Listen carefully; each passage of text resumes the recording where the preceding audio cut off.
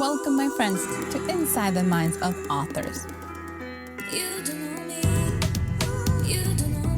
I'm DC Gomez, and I'm thrilled you're joining me today for a fun conversation with a passionate author. We're kicking off the program, like it's our tradition, with a short reading from the feature book.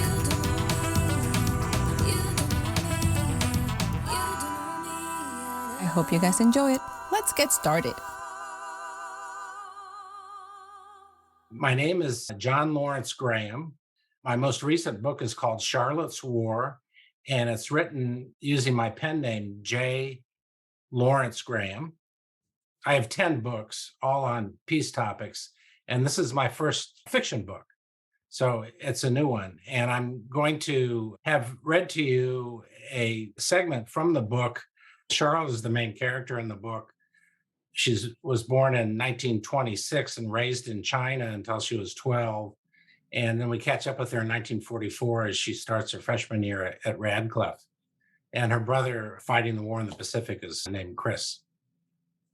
Ordinarily, I would read it myself, but I have vision problems. And also, whenever I listen to this or read it, it makes me upset. So it's better if someone else reads it. And so let me go ahead and start that. Harmony can be difficult, but it's the best child of diversity. Cambridge, Massachusetts, 1944. It was a Thursday night between dinner and study hours. The Radcliffe freshmen of Whitman Hall were dancing in the hallways to the tunes on the radio. The Andrews sisters were belting out Boogie Woogie Bugle Boy. The girls were teaching each other the newest moves from around the states, including East Coast Swing, West Coast Swing, the Carolina Shag, and more. They were giggling about everyone's awkwardness as they were all getting to know each other. And as they left childhood behind, they were beginning to think of themselves as women. Charlotte's roommate, Betty Jo Norton, from Ann Arbor, Michigan, was hilarious. BJ, as they called her, was a really good swing dancer. And with her big smile, she would mimic the novices and say, "What the hell is that?" Some of the girls got mad, then laughed at their own embarrassment. What fun, being away from home and doing the boogie woogie. They all looked forward to getting the boys into the game because the best swing involved airtime, lifts, rolls, spins, and more. The graduate student resident assistant waited for Bugle Boy to end, then yelled down the hall, "Long distance for Fletcher." That can't be good, Charlotte thought. She ran downstairs to the phone. It was her mom, and it wasn't good. It was the feared worst. Mom started to talk through her tears and just gave up. After a long pause, her dad spoke, also sounding upset. "Char, we just got a telegram from the Navy. Chris was shot down over the Philippines. He is listed as missing in action. Let's pray he's okay. We're so sorry to pass this along, but we knew he would want to know right away. We'll let you know when we hear anything else, of course. Anything. Right now, all we know about is the telegram." "I'm so sorry, Dad. I love you," Charlotte managed to get out. Then she took a long pause to collect herself. "Can you pass me to Mom?"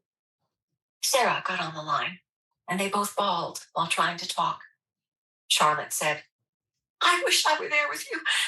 Just yesterday, I received my first letter ever here in Cambridge. It was from Chris. It was funny about some letter his gunner had gotten from home and something about a 4-year-old nephew cursing at the Japs. It was like he was right here next to me. So, yes, this cannot be," Sarah blurted out. "This just cannot be. He has to be all right." "I love you so much," Charlotte responded. "Please call as soon as you hear something, anything." And they hung up.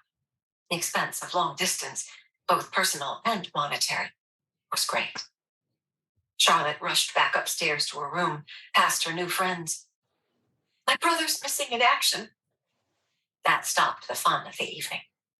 Almost everyone in that hallway had a father, a brother, or a boyfriend they were worried about. Most of the girls literally thanked the Lord they hadn't gotten that call. Betty Jo followed Charlotte back to their room and consoled her as best she could. After a sleepless night, Charlotte jumped out of bed and ran down to the newsstand on Massachusetts Avenue near Harvard Yard and bought a copy of the Boston Globe. She scoured it for news about the Intrepid and its pilots.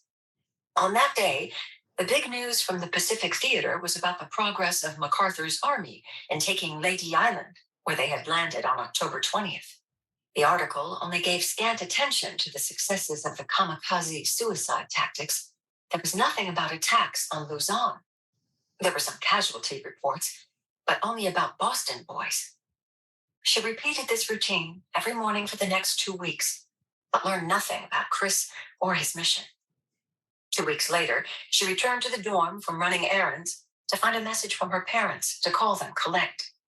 She dreaded making the call, but did so immediately. Sarah answered the phone. After a long pause, her mother began speaking between sobs.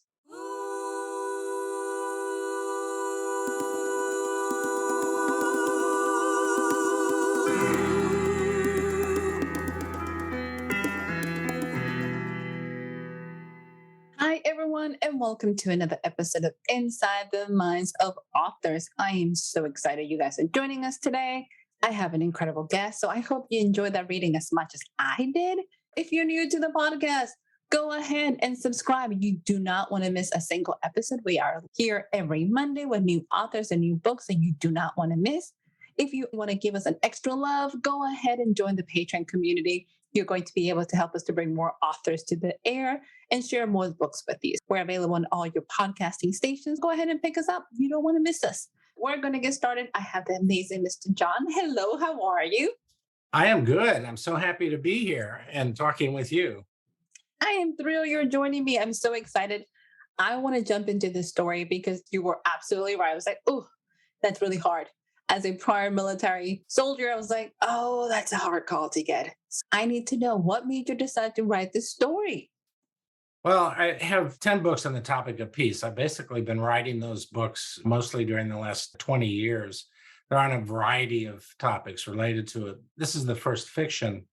They're all intended to promote peace. And I think one of the best ways to promote peace is to advance the roles and responsibilities of women in government. That's really the underlying purpose of this book, is to advance women's influence on things.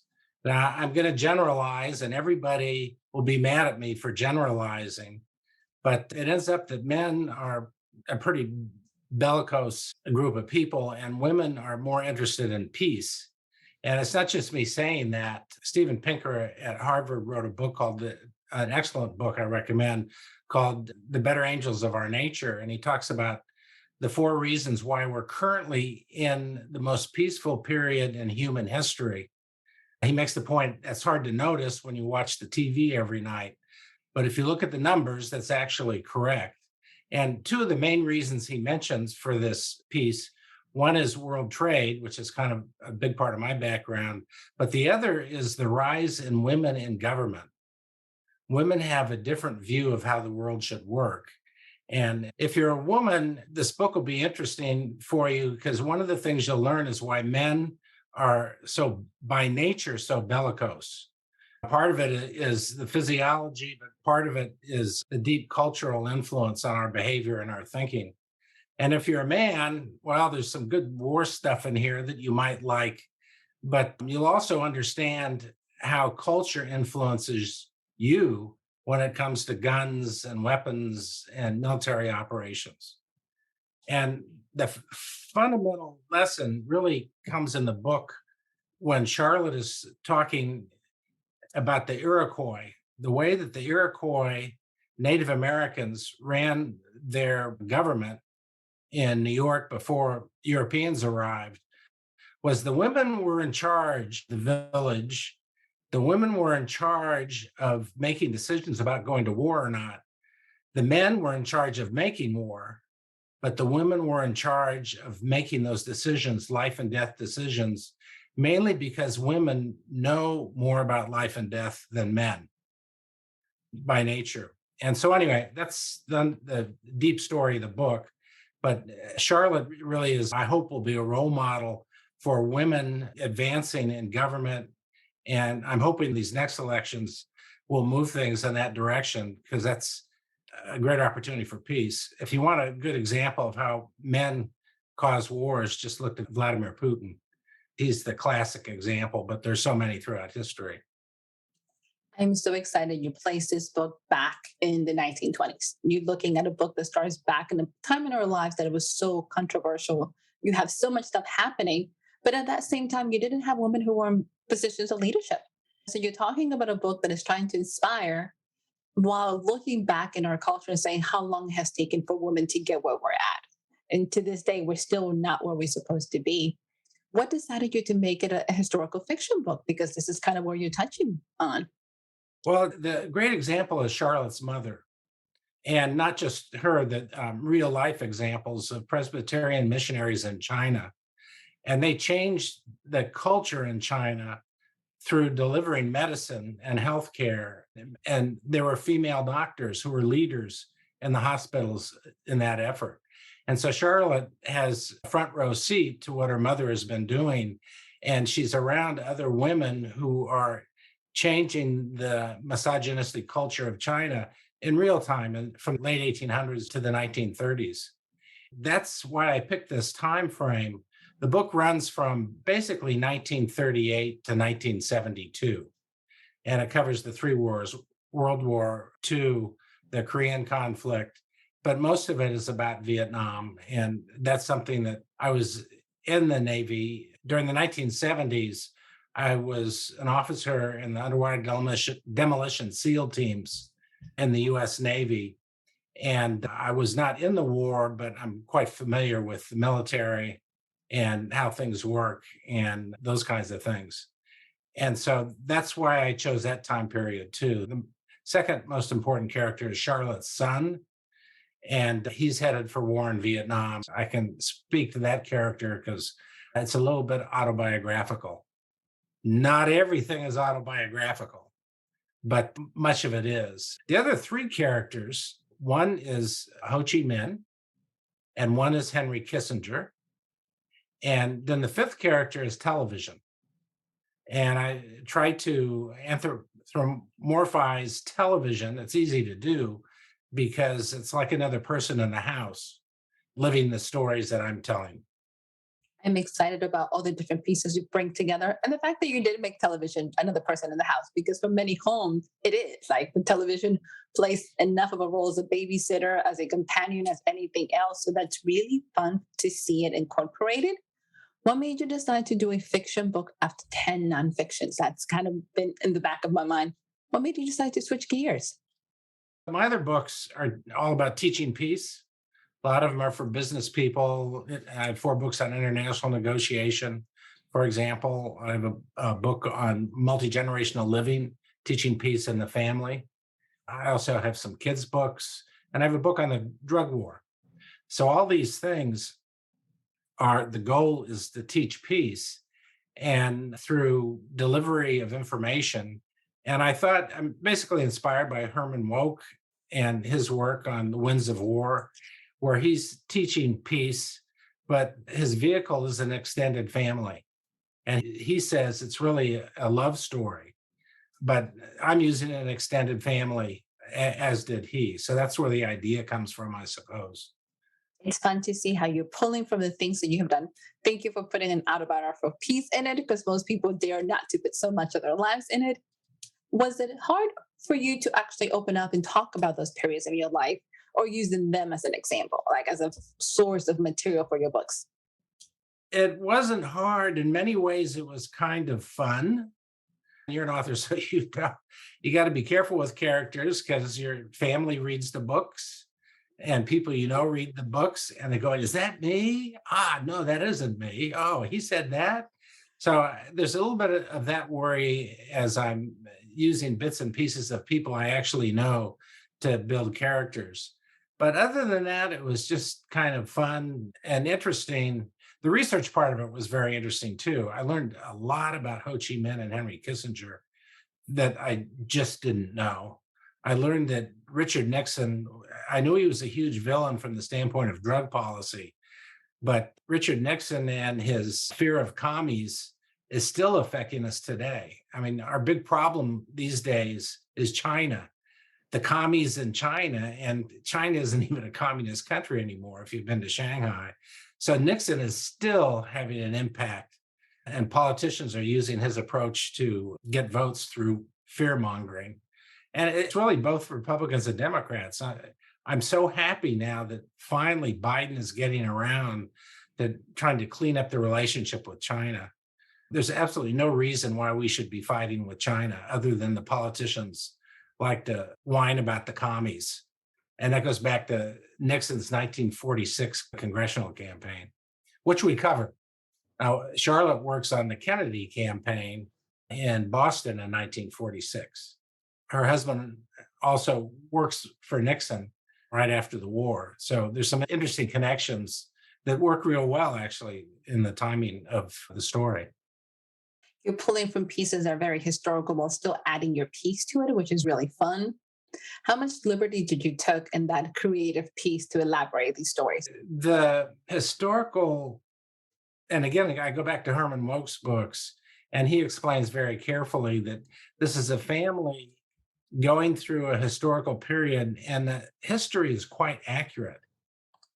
Anytime there's Charlotte or her family in the dialogue or in the scene, so to speak, that's fiction, but the rest of it is almost pure history as I read about it in my research.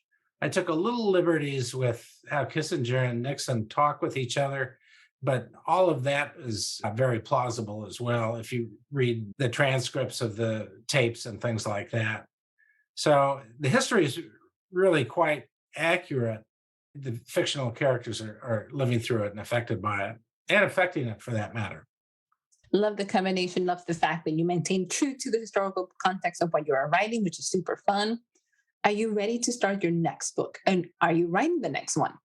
Well, thank you for asking. Right now, we're just finishing the third edition of the Multi-Generational Family book, and we're adding chapters on care.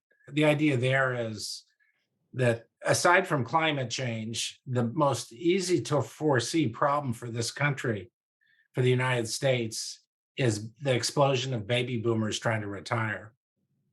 And baby boomers having a tough time doing it health-wise and all that. We're breaking the healthcare and pension systems as we're sitting here. And so one of the solutions to that problem is going to be multi-generational living. I basically, when we did the first edition of this book back in 2006, I told my kids then, I have 4 kids, I said, when I get decrepit, I'm going to move in with one of you guys. I just don't know which one yet. And I still don't know which one.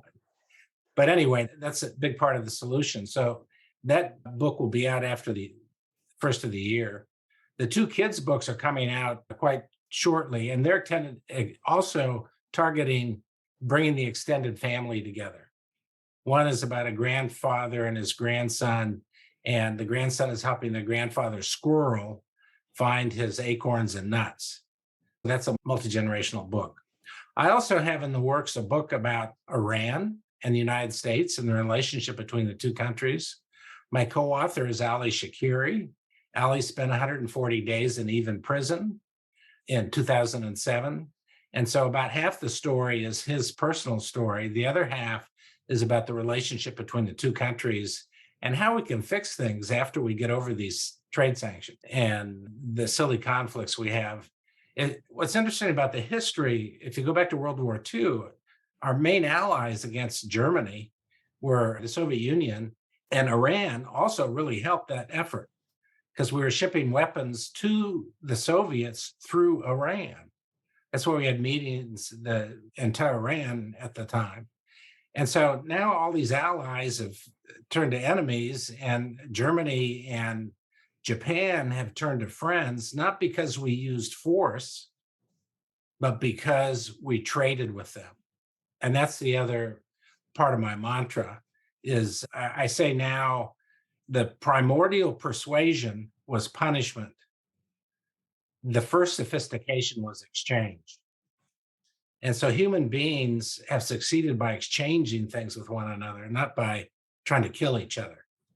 And so if you look at the relationships between Japan and Germany and the United States now, we have peace because we trade.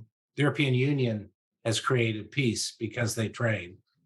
And we need to get back to that with countries like Russia and Iran and Cuba. Those points are so amazing that sometimes I think we take them for granted. That simple exchange and being able to have open borders with other countries makes a huge difference, not just the international communications, but also the human interactions, because we're missing so much as individuals and in the countries when we're not allowed to connect to other people. So I love it. Well, let me add a couple of things.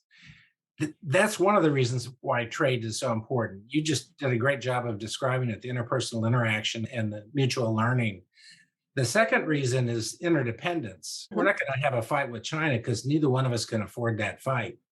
If we had military operations between our two countries, trade would stop. China would be in chaos in 6 months. So that's not going to happen. So this interdependence is very important.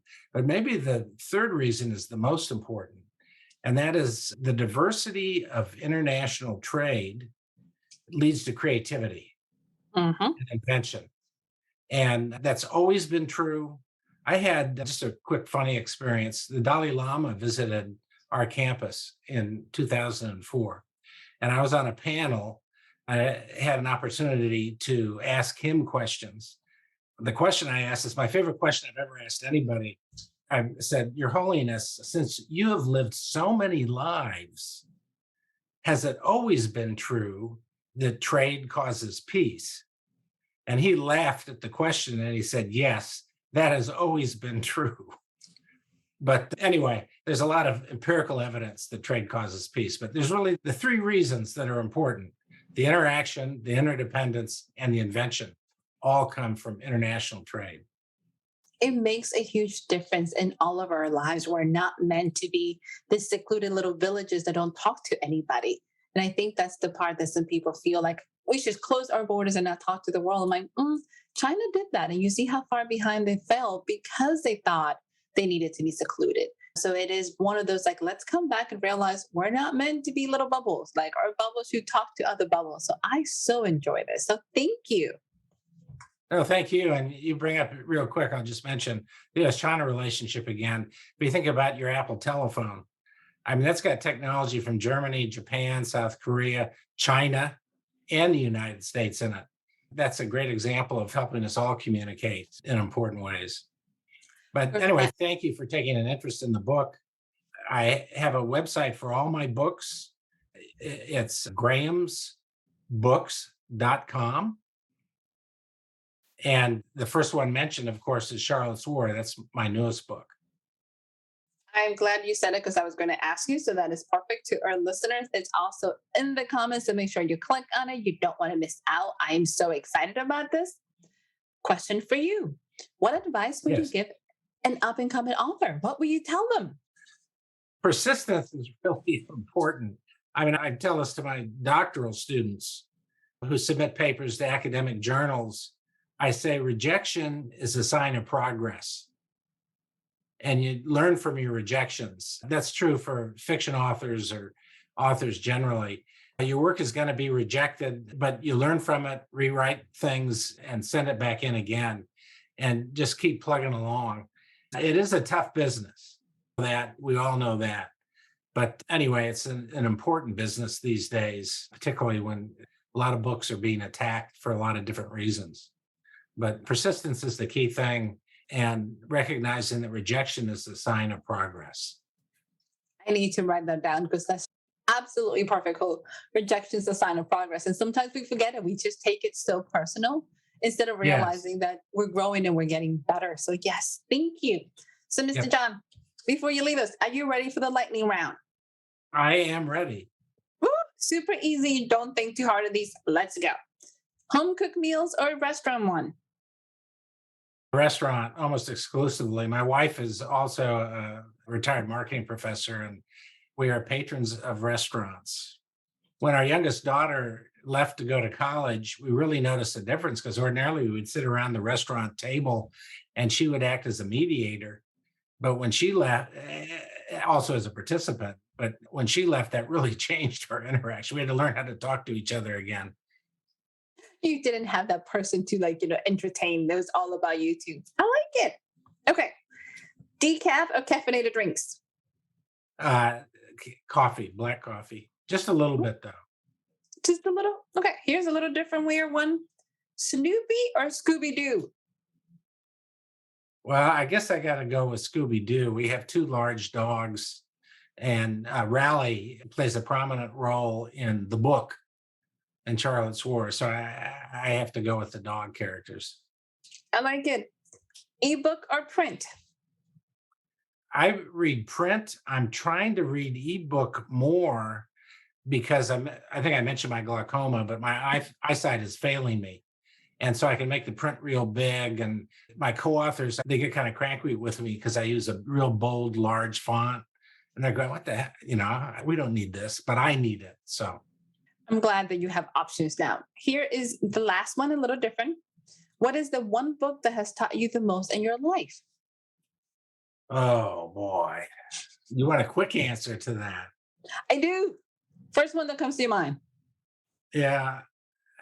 I really liked Winds of War by Okay. Herman Wilke. Yeah. That's a tough choice. That's a mean choice to foist on me. It's a Pinker's fun one. Pinker's book is real important too. See, you got some. Mr. John, it's been such a pleasure. Congratulations on the book again. Do you have any closing remarks for us? No, other than the book is meant for both men and women. You can see that on the cover. And we can learn about each other. Again, teaching women about how men think and men how women think. Obviously, I don't know everything about these topics, but that's the goal, is to bring the family together. I think we need the help, particularly right now in the current political circumstances in the States. Ooh, such a huge message for everyone. Pick up this book, check out the website, join the newsletter. You want to be part of this community that is amazing. Mr. John, congratulations again. Super excited for this release. We want to know when the next one comes out, so keep us in mind. And to our listeners, go ahead, subscribe to the podcast. You know you don't want to miss an episode, and we'll be back next week with another amazing author. Bye, everyone.